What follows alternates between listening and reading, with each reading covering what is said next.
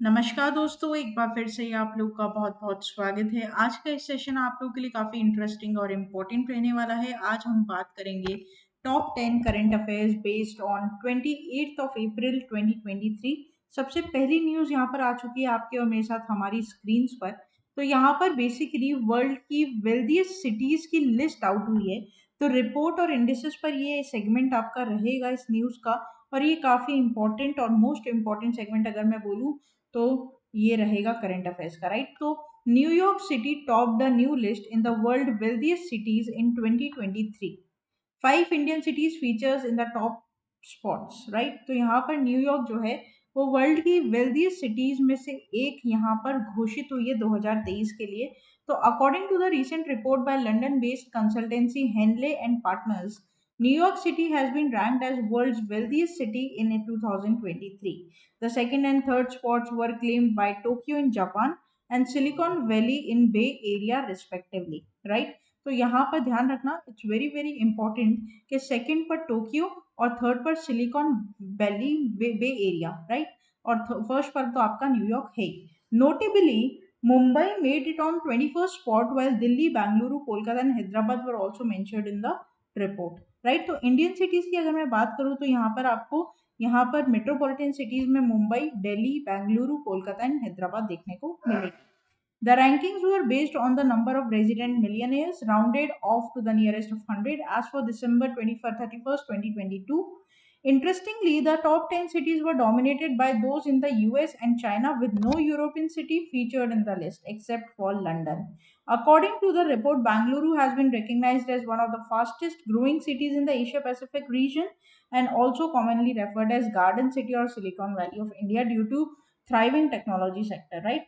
तो यहाँ पर ऑलरेडी पता है आपको कि इंडिया में, अगर मैं एशिया पैसिफिक रीजन की बात करूँ तो इंडिया में बेंगलुरु सिटी काफ़ी बहुत पेस के साथ डेवलप हो रही है, जिसे हम गार्डन सिटी ऑफ इंडिया, क्योंकि टर्मिनल 2 जो है, अगर आप देखेंगे कभी, बहुत ही सुंदर टर्मिनल यहाँ पर बनाया गया बेंगलुरु एयरपोर्ट की तरफ से। और इसे सिलिकॉन वैली ऑफ इंडिया भी बुलाया जाता है because most of the IT hubs या फिर फादर ऑफ आईटी हब्स बोले तो यहाँ पर बेंगलुरु है, राइट। तो क्वेश्चन कैसे बन सकता है इस न्यूज़ के ऊपर आपका, तो which city tops in the list of world wealthiest cities in 2023, तो करेक्ट हो जाएगा यहाँ पर आपका न्यूयॉर्क सिटी, ठीक है। आगे बात करते हैं न्यूज नंबर 2 के ऊपर। न्यूज नंबर 2 यहाँ पर क्या है हमारा, एसबीआई यहाँ पर बेसिकली क्या लेकर आया है, डॉलर बॉन्ड्स। तो इसके बारे में बात करते हैं। According to the sources, the biggest financial institution in the country, State Bank of India, is anticipated to begin discussions with the investment banks next week regarding a proposed offering. The size of the offering may be increased based on investor interest. The offering is expected to be arranged by banks from Europe, Japan and United States, right? तो ये ध्यान रखना कि यहाँ पर SBI जो है वो करीबन करीबन इन्वेस्टमेंट बैंक की नज़र पर यहाँ पर बहुत बड़ी ऑफरिंग लेकर आ रहा है, और ये बहुत अपना इंटरेस्ट दिखा रहा है किसमें, इन्वेस्टमेंट में। तो यहाँ पर हो सकता है कि ये आगे आने वाली बाहरी बैंकों के साथ भी क्या करे, एक समझौता करे, पैक्ट या एग्रीमेंट पर लेकर जाए, ठीक है। तो how much money is SBI seeking through the insurance और इंश्योरेंस ऑफ डॉलर बॉन्ड्स, तो करेक्ट हो जाएगा $500 million, राइट। आगे बात करते हैं न्यूज नंबर 3 की। न्यूज नंबर 3 यहाँ पर ending decades old dispute, Assam and Arunachal sign border pact, right. तो पुरानी दुश्मनी भुलाकर यहाँ पर असम और अरुणाचल प्रदेश एक पैक्ट साइन करने वाले हैं, जहां पर ये अपनी जितनी भी बॉर्डर डिस्प्यूट्स है उनको रिजॉल्व करेंगे, जो कि पिछले 50 सालों से चली आ रही है, ठीक है। तो in the presence of home minister Amit Shah, agreement sign between Assam and Arunachal Pradesh to resolve a border dispute that has been ongoing over 50 years. This agreement will lead the settlement of 123 villages located in areas shared by two northeast states. The argument or agreement was signed by Chief Minister of Assam Himant Biswa Sarma and counterpart of Arunachal Pradesh Pema Khandu. There has been a border dispute between two states since Arunachal Pradesh became union territory in 1972, which is continued when it became a state in 1987. The length of disputed border is 804.1 km, and Shah announced the disagreement over 123 villages located on either side of the state border that has been consecutively resolved, and it is going to take place on the 75th Independence Day celebration. And also अब असम और अरुणाचल प्रदेश के बीच में जो ये long long long border dispute चल रहा था पिछले 50 सालों से, उसे पीसफुली काम डाउन कर दिया गया है, ठीक है, तो ये आपको बहुत इंपॉर्टेंट रहेगा। नॉर्थ ईस्ट रीजन की कौन सी दो स्टेट्स हैं, तो ध्यान रखना असम और अरुणाचल प्रदेश। ठीक है, तो which Indian states have resolve their long standing border dispute with landmark pact, तो करेक्ट हो जाएगा और असम एंड अरुणाचल प्रदेश। आगे बात करेंगे न्यूज नंबर 4 के ऊपर। इंपॉर्टेंट डे रहेगा, इसके एस्पेक्ट्स और पैरामीटर्स मैंने हमेशा अपने वीडियोस में आप लोग को बताए हैं। ठीक है, तो हिस्ट्री, सिग्निफिकेंस और थीम के बारे में पढ़ते हुए हम चलेंगे। International day of multilateralism and diplomacy for piece 24 अप्रैल। तो यहाँ पर international day of multilateralism and diplomacy जो है सेलिब्रेट किया जाता है 24 अप्रैल को, और बेसिकली इसे एक्नॉलेज किया जाता है इस दिन को to achieve the peaceful resolution to conflicts among nation. This day aims to promote the principles of multilateralism and diplomacy in resolving global challenges and conflicts, and also the observance also serves as a reminder of the importance of United Nations and other multilateral organizations in facilitating cooperation and collective actions among nations, right? तो ये आपको ध्यान रखना पड़ेगा कि जितने भी conflicts होते हैं, ग्लोबल चैलेंजेस होते हैं, उनको बेसिकली रिजॉल्व करने के लिए इस दिवस को प्रमोट किया गया है। इस प्रिंसिपल्स इसके यही है कि शांति अमन रहे। ठीक है, और ये दिवस 24 अप्रैल को मनाया जाता है। अच्छी बात ये है कि यहाँ पर कोई थीम नहीं दी गई है दोस्तों, तो थोड़ा सा काम आप लोग का कम हो जाएगा, थीम आपको याद नहीं करनी पड़ेगी। तो when is international day of multilateralism of diplomacy for piece observed, तो करेक्ट हो जाएगा 24 अप्रैल। आगे बात करते हैं न्यूज नंबर 5 की। न्यूज नंबर 5 यहाँ पर, और हाफ वे थ्रू हम हमारे वीडियो के पहुंच चुके हैं। यहाँ पर बेसिकली क्या हो रहा है, शांतनु रॉय का अपॉइंटमेंट हो रहा है। ठीक है, तो एक बार देख लेते हैं। तो शांतनु रॉय जो हैं वो बेसिकली रेकमेंड किए गए हैं चेयरमैन और managing director of BEML limited, the mini Ratna PSU under the Ministry of Defense. The Public Enterprise Selection Board panel selected him for the position from a list of 3 candidates, all of whom were the BEML Limited.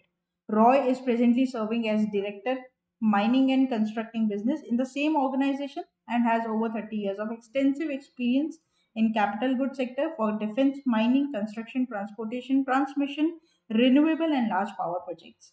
तो काफी इनकी history जो है वो strong है, background काफी strong है, और यहाँ पर ये अपॉइंट किए गए as a managing director and chairman of BEML limited. Shantanu Roy, photo आप देख चुके हैं इनकी। Who has been appointed as a new CMD of BEML limited, तो करेक्ट हो जाएगा शांतनु रॉय।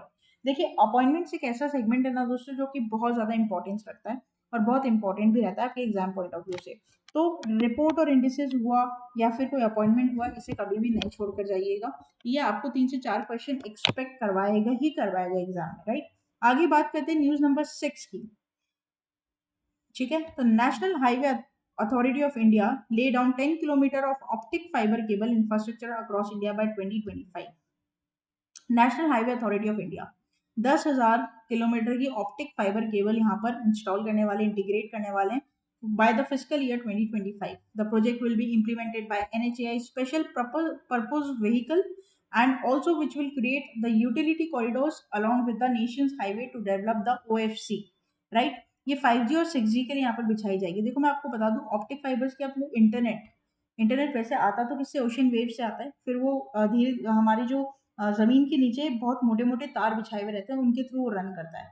तो हर जैसे 2G 3G 4G 5G सबके लिए अलग अलग होता है, राइट? तो 5G और 6G टेक्नोलॉजीज के लिए ट्रांजिशन के लिए इंटरनेट कनेक्टिविटी जो प्रोवाइड कराएगा रिमोट एरियाज में इंडिया की, उन सब के लिए यहाँ पर NHAI के 10,000 किलोमीटर के ऑप्टिक फाइबर बिठाने की बात है 2025 तक।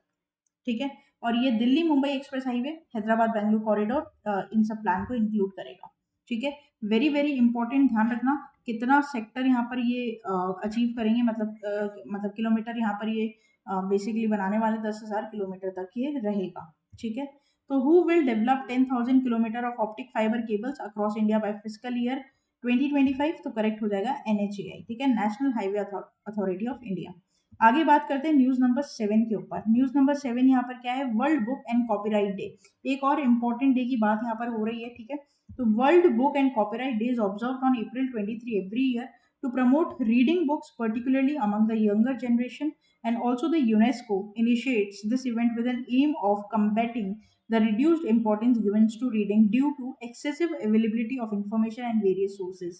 यहाँ पर सबसे बड़ी बात है कि थीम दी गई है और थीम आपको याद करनी पड़ेगी, इंडिजीनियस लैंग्वेजेस, राइट। तो 2023 की वर्ल्ड बुक डे की जो थीम है वो हो जाएगी आपकी indigenous languages, and it focuses on the promoting the diversity in native languages of a country, right. Already दोस्तों एक कंट्री में बहुत सारे टाइप की लैंग्वेज, अगर मैं इंडिया की बात करूँ इतनी सारी भाषाएं हैं कि हम सोच भी नहीं सकते।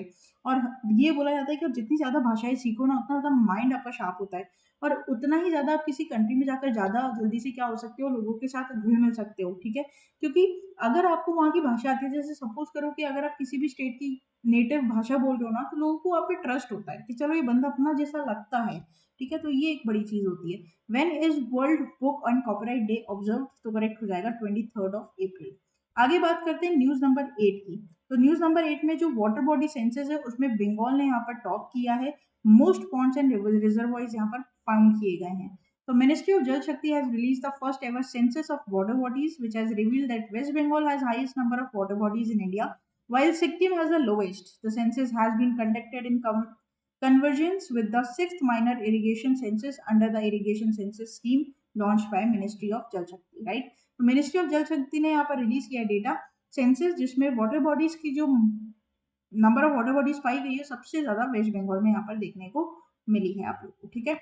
वेरी वेरी इंपॉर्टेंट क्वेश्चन कैसे बन सकता है यहाँ पर आप लेगी, which state has top the list in the first ever water body census conducted in India, तो करेक्ट हो जाएगा वेस्ट बंगाल। आगे बात करते हैं न्यूज नंबर 9 की। World immunization week 2023, the big catch up, right. तो वर्ल्ड इम्यूनाइजेशन डे जो है सेलिब्रेट करते हैं हम लास्ट वीक ऑफ अप्रैल को। बेसिकली इसमें जो लोग हैं उनको हाईलाइट करवाते हैं कि उनको वैक्सीन प्रिवेंटेबल डिजीज, जिससे वैक्सीन लगवानी जरूरी है, जैसे पोलियो हो गया, ठीक है, अगर वैक्सीन लगा तो पोलियो नहीं होगा, हमने उसकी तोड़ निकाल लिया है, ठीक है, चिकन पॉक्स हो गया, येलो फीवर हो गया, ये सब। The aim of this week is to increase awareness around the benefits of immunization and also to encourage people to get vaccinated. This year, the day is observed on April 24 to April 30, and it is important effort to help the prevent of spread of deadly diseases around the world. The theme of this year would be the big catch up, right. Very very important और काफी कैची सी theme है यहाँ पर, तो याद हो जाएगी आपको।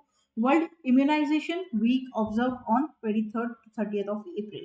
आगे बात करते हैं, लास्ट हमारी न्यूज रहेगी आज की इस सेशन की मेरे साथ और आपके साथ स्क्रीन पर। तो Canara bank partners with RBIH। दोस्तों RBIH क्या है, सबसे पहले तो ये, क्योंकि ये इंपॉर्टेंट है इसलिए इसको डिस्कस करेंगे। It is newly added subsidiary, ठीक है, ऑफ RBI, है ना। पहले कितनी थी, पहले सिर्फ 4 ही सब्सिडरी थी आरबीआई की, BRB, NMPL, DICGC, ठीक है, रिबेट और इफ्टास, और अब कितनी हो गई, 6 हो गई। उसमें एक RBIHP जुड़ गई और एक NCFC जुड़ गई, ठीक है। तो NCFC जो है वो बहुत सारे ऑर्गेनाइजेशन को मिलाकर है, लेकिन ये जो 5 है वो होली ऑन सब्सिडरी है आरबीआई की। तो यहाँ पर कैनरा बैंक ने पार्टनरशिप की है RBIH के साथ।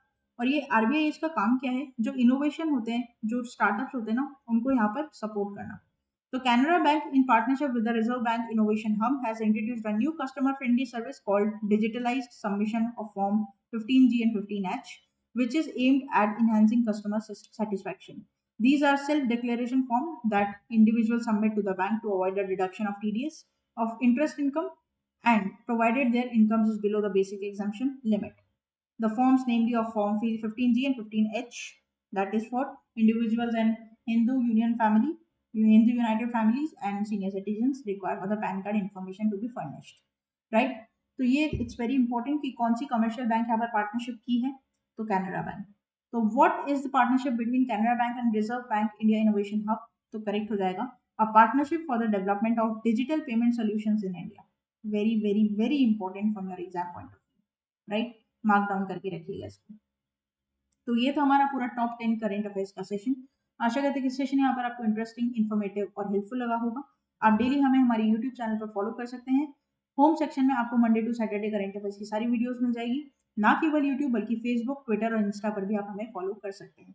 सब्सक्राइब करना ना भूलिएगा, बेल आइकन को जरूर प्रेस कर दीजिएगा ताकि जब भी मैं वीडियो बनाऊं सबसे पहले नोटिफिकेशन आपकी फोन स्क्रीन पर आ जाए। साथ ही साथ आप लोग हमें हमारी ऑफिशियल वेबसाइट के थ्रू भी फॉलो कर सकते हैं और अपने आप को हसल भी रजिस्टर करवा सकते हैं। यहाँ पर कोई भी दिक्कत होने से व्हाट्सएप पे कनेक्ट कर सकते हैं और मेरे साथ डायरेक्टली जुड़ सकते हैं टेलीग्राम चैनल पर। यहाँ पर आपको live classes, test series, prime membership, free practice sheet and practice sheet सब कुछ मिलेगी, राइट। तो फिर देर किस बात की, जुड़े रहिए, बने रहिए और अपनी प्रिपरेशंस को एक लेवल अप ले जाइए अभिजन इंस्टीट्यूट के साथ मिलकर। तब तक के लिए thank you so much and have a nice day.